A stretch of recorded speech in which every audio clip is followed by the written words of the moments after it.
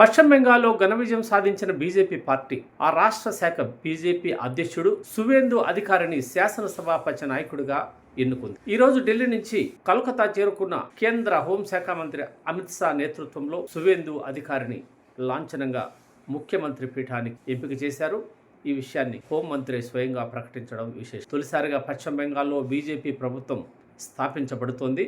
BJP ప్రభుత్వాన్ని అధికారంలోకి తీసుకురావడానికి సువేందు అధికారి చేసిన కృషికి గాను ఆయనకు ముఖ్యమంత్రి పీఠం దక్కనుందని తెలుస్తోంది. అలాగే ఇరువురికి ఉప ముఖ్యమంత్రి పదవులు కూడా దక్కనున్నాయి. ఈ నేపథ్యంలో సువేందు అధికారి రాజకీయ నేపథ్యాన్ని ఒకసారి పరిశీలిస్తే ఈయన కేంద్ర మాజీ మంత్రి శిశిర్ అధికారి కుమారుడు కావడం విశేషం. ఈయన డిసెంబర్ 15, 1970లో జన్మించారు. పశ్చిమ బెంగాల్కి 9వ ముఖ్యమంత్రిగా ప్రమాణ స్వీకారం చేయనున్నాడు. 2007లో నందిగ్రామ్ ఉద్యమానికి అక్కడ జరిగిన భూసేకరణకి వ్యతిరేకంగా ఈయన నాయకత్వం వహించి ప్రజల్లో విశేష ఆదరాభిమానాలు సంపాదించుకున్నాడు. మొదట్లో 1995 కాంగ్రెస్ పార్టీలో తన రాజకీయ జీవితాన్ని ప్రారంభించాడు.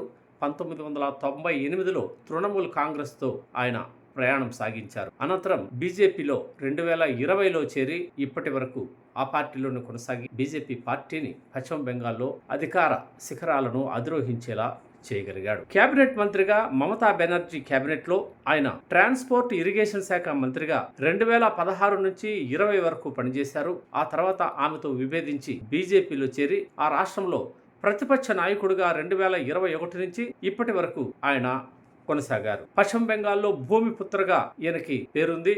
మమతా బెనర్జీపై అలుపెరగని పోరాటం చేసి ఈయన బీజేపీని పశ్చిమ బెంగాల్లో అధికారానికి తీసుకురావడానికి అవిరళ కృషి చేశారని బీజేపీ వర్గాలు కూడా వ్యాఖ్యానిస్తున్నాయి. 2021లో నందిగ్రామ్ అసెంబ్లీ స్థానం నుంచి మమతా బెనర్జీపై పోటీ చేసి 1956 ఓట్లతో ఘన విజయం సాధించి సంచలనం సృష్టించాడు. అలాగే 2026లో భవానీపూర్ నుంచి మమతా బెనర్జీని ఓడించి ప్రస్తుతం ముఖ్యమంత్రి పీఠాన్ని అధిరోహించనున్నారు. ఈయన నుంచి తెలుసుకోవాల్సిందేమంటే కష్టపడ్డ వారికి పదవులు వాటంతట అవే వస్తాయి అని పలువురు అభిప్రాయపడుతున్నారు.